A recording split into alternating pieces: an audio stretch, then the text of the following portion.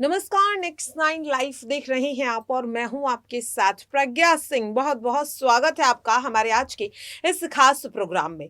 आज के इस प्रोग्राम में हम बात करेंगे श्रद्धा वालकर के केस की। श्रद्धा वालकर के केस में आज दो बड़ी चीजें देखने को मिली, दो बड़े खुलासे हुए। जहां एक और इस केस के मुख्य आरोपी आफताब आमीन पूनावाला की साकेत के कोर्ट में पेशी हुई, लेकिन जिस तरह से आफताब की पेशी के वक्त, यानी कि जो पिछली बार आफताब की पेशी हुई थी 28 नवंबर को, उस वक्त जब आफताब की वैन पर हमला किया गया, जिसे देखते हुए आज जो आफताब की पेशी हुई है वो वीडियो कॉन्फ्रेंस के माध्यम से हुई है, क्योंकि आफताब की जान पर खतरा है। जनता के बीच गुस्सा है, आफताब ने ऐसा संगीन अपराध किया है। ऐसे में अब जनता लगातार हो रही देरी की वजह से खुद आफताब को इस केस में सजा देना चाहती है, क्योंकि ये कहना है कि अब उन्हें ना तो सरकार और ना ही प्रशासन पे भरोसा है कि आफताब जैसे मुजरिम को सजा मिल पाएगी।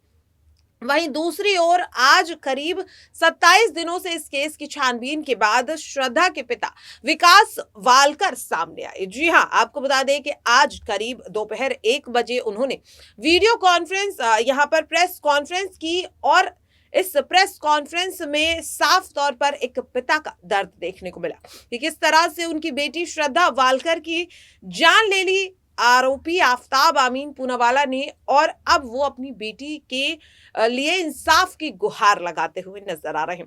जहां अपनी बेटी के लिए इंसाफ की गुहार विकास वालकर ने लगाई, तो वहीं कई अहम मुद्दों पर उन्होंने सवाल भी खड़े किए।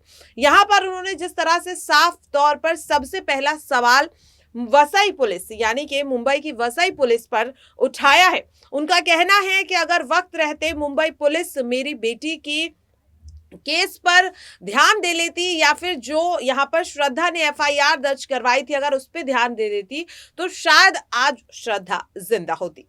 इसके साथ विकास वालकर ने यह भी कहा कि अगर पुलिस ने सपोर्ट किया होता तो शायद आज मुझे अपनी बेटी के लिए इतना ज्यादा इंतजार नहीं करना पड़ता। तो साफ तौर पर यहां पर श्रद्धा के पिता ने मुंबई पुलिस पर सवाल उठाया। इसके साथ उन्होंने जो सबसे बड़ा सवाल उठाया वो उन्होंने उठाया यहां पर लिव इन रिलेशनशिप और डेटिंग ऐप को लेकर। श्रद्धा के पिता ने इस प्रेस कॉन्फ्रेंस में ये साफ तौर पर कहा कि जो लिव इन रिलेशनशिप है और साथ ही डेटिंग ऐप है, इन्हें लेकर कई कड़े कानून बनाने की जरूरत है, क्योंकि बीते कई दिनों से देखा जा रहा है कि लिव इन रिलेशनशिप हो या फिर डेटिंग ऐप के जरिए कई अपराध यहां पर बढ़ते हुए दिखाई दे रहे हैं। साफ तौर पर अगर बात करें विकास वालकर के उस बयान की, तो उनका साफ कहना है कि अगर यहाँ पर डेटिंग ऐप के जरिए श्रद्धा आफताब से नहीं मिली होती, या फिर श्रद्धा को डेटिंग ऐप के जरिए आफताब ने अपने जाल में नहीं फंसाया होता, तो उनकी बेटी आज उनके बीच होती। इसके साथ जो सबसे चौथा और सबसे बड़ा सवाल यहाँ पर विकास वालकर ने उठाया, वो उठाया था यहाँ पर अडल्ट्स को लेकर। यानी कि उनका साफ तौर पर कहना है कि मैं सरकार से और साथ ही न्यायिक व्यवस्था से ये गुहार लगाता हूं कि जो कानून बनाए जाते हैं यहाँ पर के जो बालिग यहाँ पर बच्चे हो जाते हैं, उन्हें लेकर के मैं चाहता हूं कि कानून में कुछ यहाँ पर संशोधन किया जाए, ताकि जो बालिग बच्चे हो जाते हैं उन्हें जब माता पिता रोकने की कोशिश करते हैं तो वो ये कहकर उन्हें चुप करा देते हैं या फिर उनकी बात नहीं सुनते कि अब वो बालिग हो चुके हैं और अपनी जिंदगी से जुड़ा हर फैसला उन्हें लेने का अधिकार है, और अगर माता पिता उन्हें रोकने की कोशिश करते हैं तो वो उन्हें श्रद्धा की तरह छोड़कर चले जाते हैं। पिता के इस बयान से एक बात तो साफ है, वो काफी ज्यादा दुखी है और साथ ही गुस्से में भी है कि कई ऐसी चीजें हुई जिसकी वजह से आज श्रद्धा हमारे बीच नहीं है। यहाँ पर विकास वालकर ने आफताब के लिए कड़ी सजा की मांग की, न केवल आफताब के लिए बल्कि आफताब के परिवार के लिए भी। विकास वालकर ने कहा कि मैं सरकार से गुहार लगाता हूं कि सिर्फ आफताब ही नहीं बल्कि उसके पूरे परिवार के खिलाफ सही से जांच हो, क्योंकि उन्हें इस बात पर आशंका है कि शायद आफताब के साथ इस केस में उनका परिवार भी शामिल है। इसके साथ और कई बड़े मुद्दों को लेकर विकास वालकर ने सवाल उठाया और आखिरकार इस केस के मुख्य आरोपी आफताब आमीन पूनावाला के लिए क्या सजा की मांग की है श्रद्धा के पिता विकास वालकर ने, उसके लिए देखिए ये वीडियो। नमस्कार।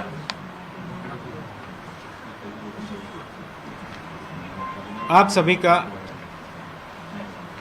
धन्यवाद करता हूं। मैं विकास वालकर,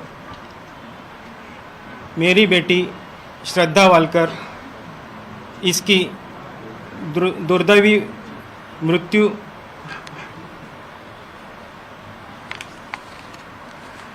होने से मैं कुछ कहना चाहता हूँ। मैं दिल्ली गवर्नर श्री माननीय बैजल जी व साउथ दिल्ली डीसीपी इन्होंने मुझे दिल्ली में मिलकर आश्वासन दिया है कि हम आपको न्याय दिलाएंगे। वैसे ही अभी आने से पहले मैं श्री देवेंद्र जी फडणवीस इनसे भी मिल के आया हूँ। उन्होंने भी मुझे आश्वासन दिया है कि आपको न्याय दिलाऊंगा।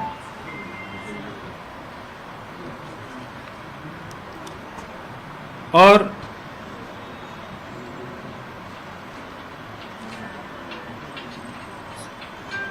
श्री किरीट सोमैया जी इन्होंने मेरे घर पर आकर मुझे मिलकर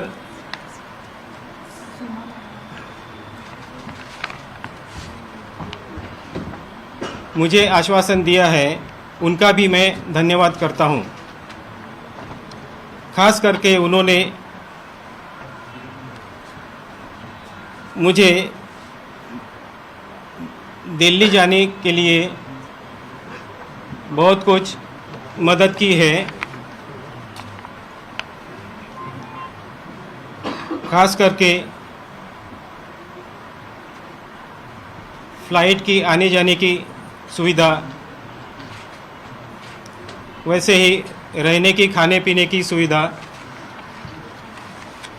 और उनकी खुद की गाड़ी देकर मुझे जो सहकार्य किया है उसके लिए मैं उनका धन्यवाद करता हूँ।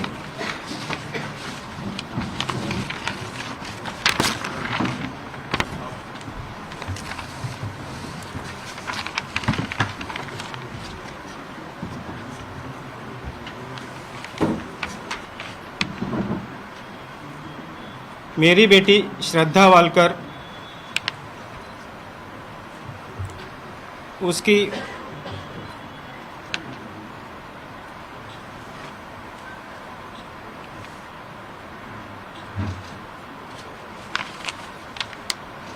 मृत्यु होने से मुझे दुख हुआ है। वैसे ही मेरे परिवार वालों के भी बहुत दुख हुआ है। उस वजह से मेरी सेहत भी खराब हो चुकी थी, इसलिए मैं आपके सामने आ नहीं पाया। उसके लिए मैं माफ़ी चाहता हूँ।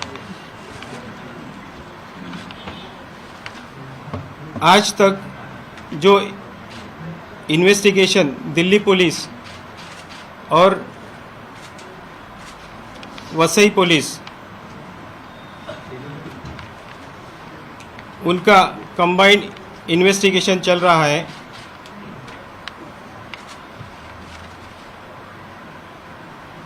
वो सही तरीके से चल रहा है। फिर भी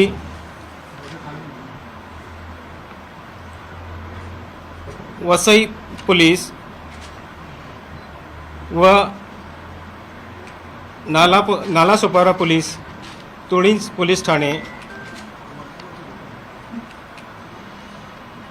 इन्होंने इन्वेस्टिगेशन में थोड़ी सी दिरंगाई की। उस वजह से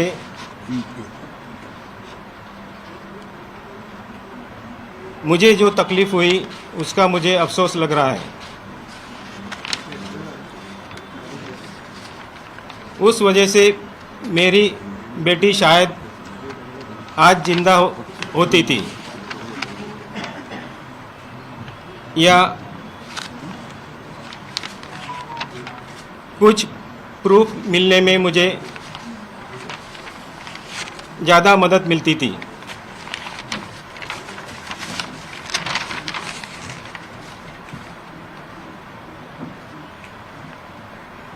मुझे मेरी बेटी को जस्टिस मिलने के लिए आप जो हेल्प कर रहे हैं, वैसे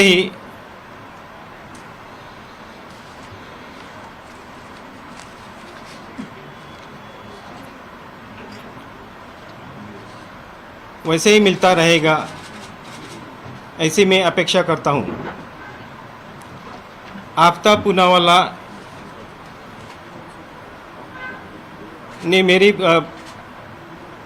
बेटी का जिस तरह से मर्डर किया है, उस वजह से उसको, जैसे मेरे बेटी का कत्ल हुआ है, वैसे ही उसको भी शिक्षा होने की मैं अपेक्षा करता हूँ। उसी तरह उसके घर वाले, उसके माँ बाप या उसके भाई, उन सब की जांच होनी चाहिए। उस तरह इस मामले में जो भी कोई शामिल हो, उसकी भी इस वीडियो में साफ तौर पर, इस प्रेस कॉन्फ्रेंस में साफ तौर पर एक पिता का दर्द देखने को मिल रहा है कि अपनी बेटी को खोने के बाद किस तरह से वो हिम्मत जुटा पा रही है अपनी बेटी के लिए इंसाफ की मांग करने के लिए। साथ ही हमारा आपसे ये भी सवाल है कि जिन मुद्दों पर आज विकास वालकर सवाल उठा रहे हैं, चाहे वो यहाँ पर लिव इन रिलेशनशिप को लेकर हो, डेटिंग एप्स को लेकर हो, या फिर धर्म को लेकर हो, आपकी क्या राय है कि क्या वो सवाल सही है या नहीं? अपनी राय कमेंट बॉक्स में जरूर रखिएगा। आज के लिए इस खास प्रोग्राम में इतना ही। मुझे दीजिए इजाजत। नमस्कार।